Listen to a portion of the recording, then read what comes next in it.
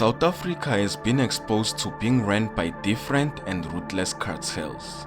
These same cartels have power over the South African government, including the law enforcement, prosecutors, and political syndicates. This video is about a cartel run by the most wanted Mozambican gangs known for kidnapping and extortion, which are operating in South Africa. These gangs are backed up by the South African law enforcement and go as far as to asking for a ransom of 130 million rands. Today, we cover the darkness behind their criminal empire.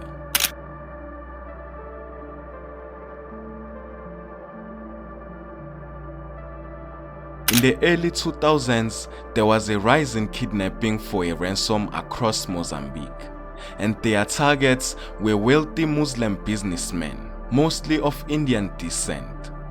These abductions would often occur in daylight, and their victims would be held for weeks to even months. They also would go as far as to torturing the victims in case there were any delayed payments, and some victims were never seen again. By 2013, the very same kidnapping expanded into South Africa. Border securities were exploited along with corrupt officials to operate freely between the two countries. Many of the victims in South Africa were foreign nationals, Pakistanis, and the Portuguese, and some abductions were conducted due to personal feuds. These kidnappers were assisted by police from both sides of the border to smuggle in their weapons and provide them with safe houses. In due time, the investigators found communication trails leading back to Mozambique, and the ransom money as well was often routed to Mozambique bank accounts or sent through offshore systems to make it harder to trace. Now, this recent case shocked the entire law enforcement. A businessman from Pakistan known for supplying small supermarkets was kidnapped in Pretoria. The kidnappers demanded a ransom of 27 million rands from his family. During the investigations, the police traced the suspects to a complex in Midrand where they happened to arrest two men and seized two luxury vehicles. As the manhunt continued, the police were led to Fourways where a shootout broke out, and officers took down a man called Mauro Mokambe Jr., an alleged leader of the gang from Mozambique. This wasn't just a random guy. He was one of the most wanted kidnapping kingpin. As for now, the kidnapped businessman is still missing. On the 10th of September 2024, there was a massive chaos outside a mosque in KwaDukuza after a businessman called Zakaria Desai was kidnapped on the parking lot after prayer. Moments later, the kidnappers demanded 35 million rands from his family. Nangi's lawyers had argued that the prosecution's case lacks merit and further incarceration would cause damage to his health, while he said he does not pose a threat to any person. The investigating officer in this matter found discrepancies in Nangi's travel documents. While there were 30 entries on Nangi's passport, one movement was recorded on the Department of Home Affairs system. Nangi explained that he doesn't understand why his movements were not properly recorded and that the Department of Home Affairs should account. Nangi's ID also contained the wrong birth date. The accused also has an aggravated robbery case pending in Mozambique. The investigating officer believed releasing Nangi on bail would pose a threat and he could evade trial. Having considered all the evidence, the court finds that the respondent succeeded in establishing ground in terms of Section 64 of the Criminal Procedure Act, in that the applicant is a flight risk. He clearly manipulated the immigration system at the Lubombo border. He did apply for an American visa for reasons unknown. It was also not disputed that there are no extradition treaty between the Republic of Mozambique and America. These factors, as well as the incorrect birth date, the seriousness of the crimes that the applicant is indicted for in the requesting state, in the view of this court, makes his release on bail to be not in the interest of justice. The National Prosecuting Authority has welcomed the outcome.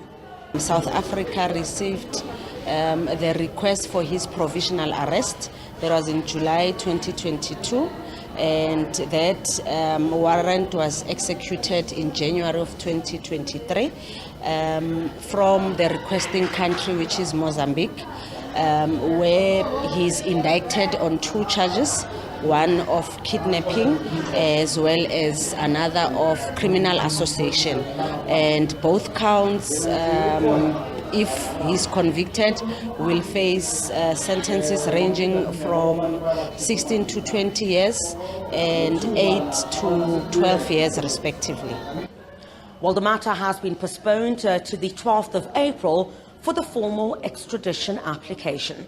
Criselda Lewis, SABC News at the Tembisa Magistrates Court. 2 months later, on the 10th of November, a Mozambican businessman, Ismail Nengi, was arrested along with his brother-in-law and a South African police officer. They were charged with extortion, kidnapping, and a conspiracy to commit a hit. Nengi claimed that he was tortured by the police to force a confession, and he attached a photo of his bruises. Yet, he denied everything regarding the kidnapping of Zakaria Desai.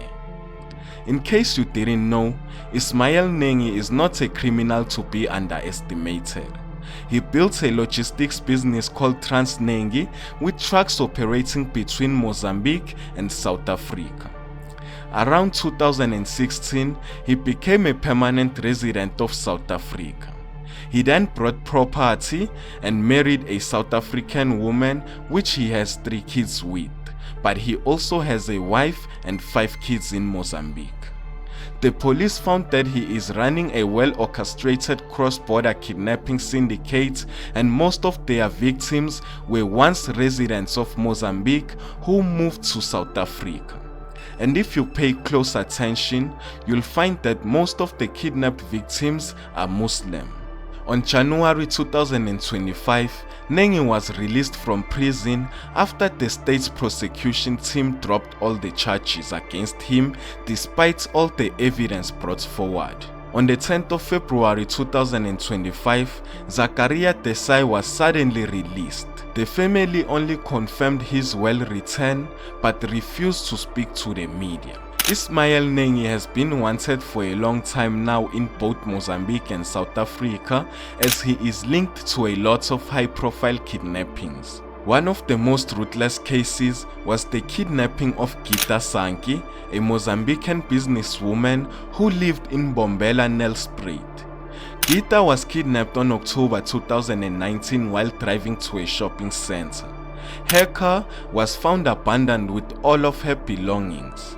Soon after, the kidnappers started requesting a ransom from her family while threatening to do horrible things to her.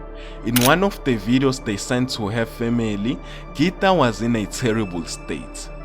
The family gave in and paid around 130 million rands. Weeks later, she was found dead next to the highway. The investigations led to a Mozambican crime boss named Nini Sata who escaped prison, and one of his top associates is Ismail Nengi. This web of crime goes deep, and Nengi's name keeps showing up in the center of it all. Yet, justice remains out of reach. Let me know what you think down in the comments. My name is Jay, and this is Moment in Future, pulling you into the truth.